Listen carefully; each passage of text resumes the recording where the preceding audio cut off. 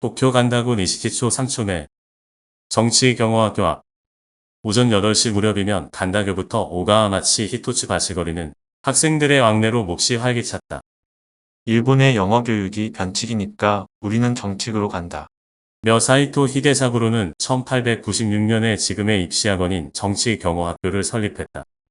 당시 대세이던 문법과 독해에 치중하는 입시 위주의 주입식 변치경호를 비판하고 발음과 회화, 직독직해를 중시하는 정치경호를 교육목표로 삼았다. 그런 교육으로 서양 세계에서도 멋지게 통할 수 있도록 영어로 말하고 쓰고 서양의 문학 작품을 제대로 읽을 수 있는 영어 사용자 양성을 기대했다. 사이토의 명성에 힘입어 한때 쥐약한 학생 수가 6,000명일 정도로 인기가 대단했다. 벨이 울리고 보통 수험가 담당 제국대학 영문과 출신인 무라타 교사가 교재 올리버 골드스미스의 희곡 더굿 네터디 맨을 펼치고 강의를 시작했다. 예과 교실에서는 고등사범학교 영어과 출신인 사강화 교사가 뉴 내셔널 리더즈 제3권 제49화 하우통 갓더 프라이즈로 강의를 하고 있다. 두 강사 모두 변칙으로 가르치는 여느 학교와는 달리 문장의 처음부터 영어 어순대로 해석하는 직독직해 방식으로 수업을 진행했다. 읽고 3교실 좋게 500명이 들어갈 수 있는 3층 가장 큰 교실이 학생들로 가득 찼다. 자타공인 최고 영어 강사인 사이토 히데사부로 교장의 수업 시간이었다.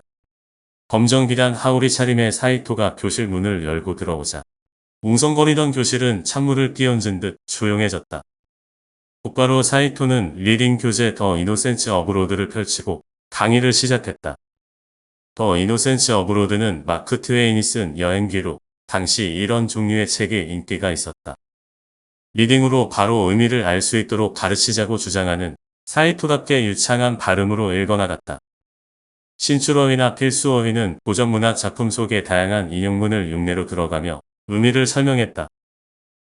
특히 그의 강의는 공부대학교에서 만난 스승 브링클리의 영향으로 영어의 발상과 표현법을 일본어와 비교 대조하여 차이를 알려주는 방식이어서 학생들이 이해하기가 쉬웠다. 일형문 비교 대조의 간단한 예를 들면 소유대명사는 일본어보다 영어에서 자주 쓰인다고 설명하는 식이다. 강의 진행이 무척 빨랐지만 일본 학생들이 자주 틀리거나 놓치는 부분을 빠뜨리지 않았다.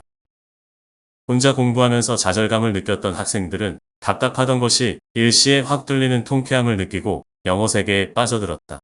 이치카와 상키도 그 중에 한 명이었다. 이치카와는 제1고등학교 입학시험 종료 후 여름방학 때 사이토의 강의를 들었다. 비슷한 시기 훗날 영미법학자가 된 다카야나기 겐조도 중학교 3학년 때부터 3년간 정치경호학교 야간반을 다니며 영어를 배웠다.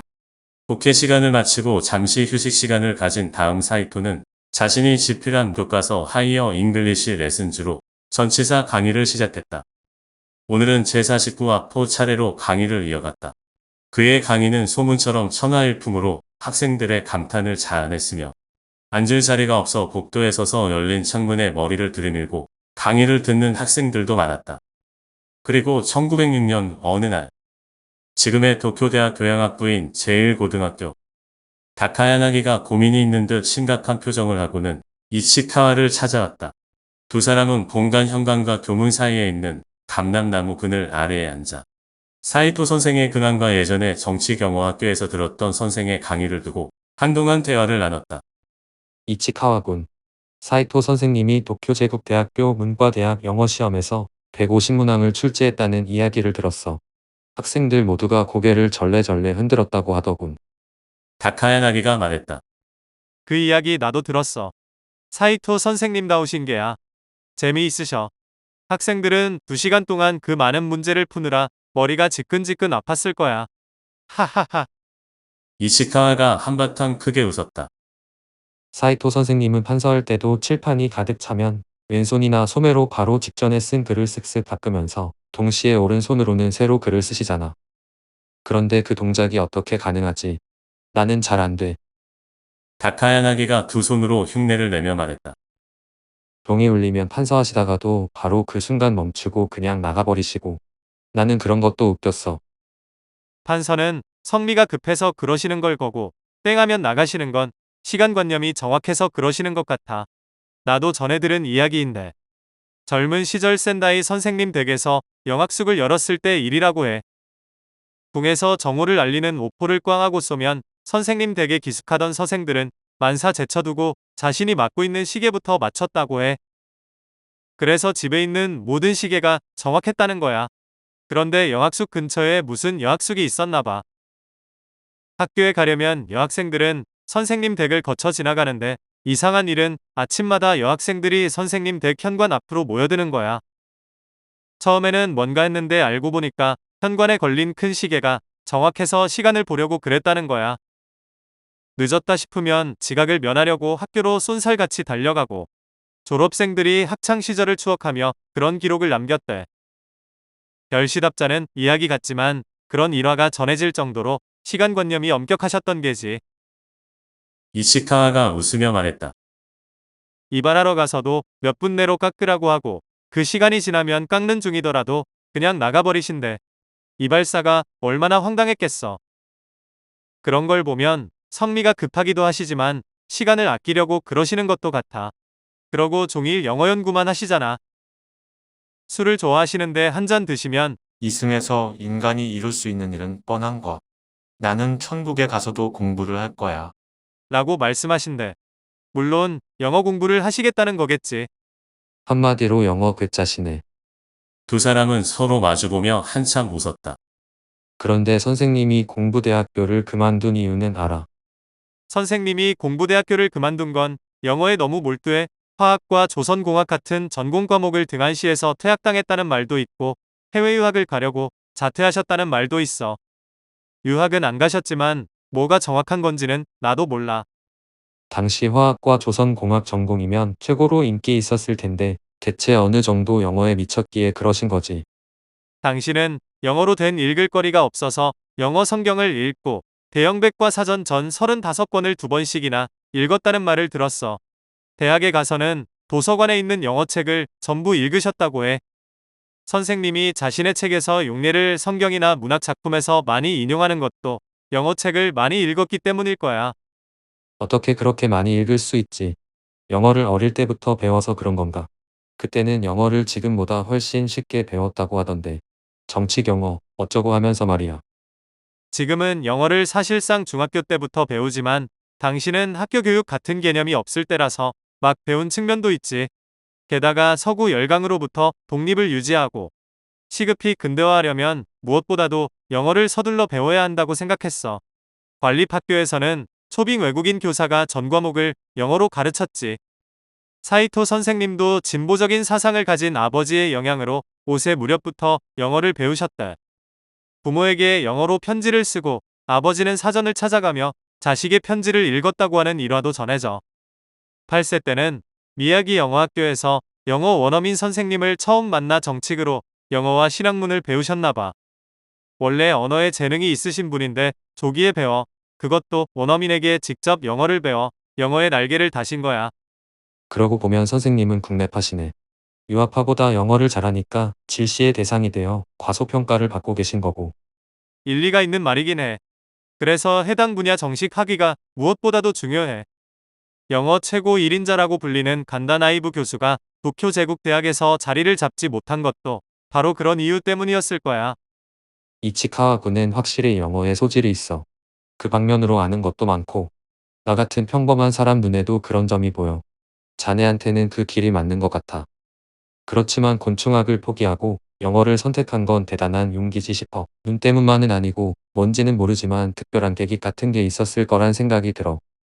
근시가 심한 게 가장 큰 이유이긴 해. 당시 그 문제로 심각하게 고민을 했었어. 그러던 와중에 사이토 선생님 강의를 듣고 영어에 새롭게 눈을 뜨게 된 것 같아. 그래서 선생님이 쓴 책을 전부 구해서 읽었지. 사이토는 영어 관련 저술 200여 권을 남겼는데 전부 영어로 썼다. 특히 그가 30대 초반에 영어로 쓴 프랙티컬 잉글리시 그래머라는 전 4권의 방대한 문법책은 일본에서 독자적으로 발전한 사역동사, 지각동사, 분사구문, 부분부정과 전부부정, 형식주어 등 문법 개념을 조직화하고 체계화한 당시로서는 획기적인 책이었다. 하버드 대학에서 이 책을 교재로 사용했다고 한다. 어느 날 선생님이 영어도 과학적으로 연구할 가치가 충분히 있다. 세상에는 식물이나 곤충의 수집 및 분류에 평생을 바쳐 그것으로 훈장도 받는 사람이 있는데 그런 열정과 기계를 칭찬하는 마음을 담은 언어의 학습도 조직화하려는 시도 역시 있어야 한다. 소리에 과학이 있다면 뜻의 과학도 반드시 필요하다는 취지의 말씀을 하셨어. 마치 나보고 들으라고 하시는 말씀 같았어. 그 뒤로는 망설이지 않기로 했지. 사이토의 이 말은 훗날 그의 책 어드밴스드 잉글리시 레슨즈의 서문에 실렸다. 그랬었군. 선생님이 은인이시네. 그런데 말이야. 나는 아직도 선생님이 말씀하시는 직독직해가 쉽지 않아. 영문 텍스트를 읽으면 영어식으로 사고해야 하는데 일본어가 개입을 하는 건지 자꾸 혼선이 생겨 궁여지책으로 전체를 외워버리는데 그러고는 오래 갈 수 없겠지. 그래서 걱정이 돼 다른 친구들에게도 물어봤는데 그 친구들도 마찬가지더라고. 이런 상황이면 유학만이 답이겠지. 자네의 고민은 충분히 공감이 가. 하지만 나도 답을 아는 건 아냐. 다만 앞에 선생님 사례에서 알 수 있듯이 무엇보다도 영어책을 많이 읽어야 할 것 같아. 듣기도 충분히 하고. 그런데 지금 우리 상황은 그러기가 쉽지 않다는 거잖아. 나 역시 최선을 다해 선생님처럼 따라하려고 하는데 쉽지 않더라고. 그래서 나도 자네처럼 유학을 염두에 두고 있어. 나중에 대학에 남는데도 도움이 될 테니까. 그런데 나의 경우는 유학으로 문제가 완전히 해결되는 것도 아니야. 제2, 제3의 자네 같은 고민을 말하는 학생들이 계속 나올 테니까 말이야. 명색이 영어학자인데 그때마다 유학을 갔다 오라고 할 수는 없잖아. 답을 어떻게든 찾아야겠지. 내가 평생을 두고 풀어야 할 과제지 싶어. 1910년부터 2년간 정치경호학교에서 영어를 배웠던 조선인 유학생 나경석도 사이토의 정치경호에 대해 다카야나기와 비슷한 취지의 말을 했다. 정치기라는 것이 다른 게 아니라 덮어놓고 외우는 거더라고. 실제로 당시 일본 학생들은 사이토의 방식대로 따라하기가 힘들어서 의미는 좀 안 통해도 그냥 외우는 식으로 공부했다. 문법책도 하도 많이 읽어서 전체를 외울 정도가 되었다고 한다.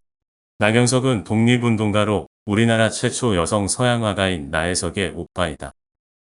정치경호학교의 명성은 조선에도 알려져 조선 유학생들이 예외 없이 거쳐갔다고 할 정도였다.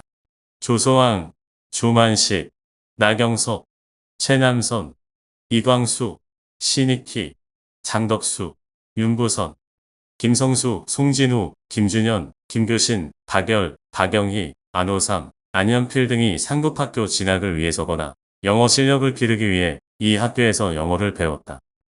조선 작가들의 소설에도 이 학교 출신들이 등장했다. 1923년 현진건이 잡지 개벽에 연재한 지세는 안개의 김창석, 이광수가 1932년 동아일보에 연재한 극의 한민교 선생도 이 학교 출신이다.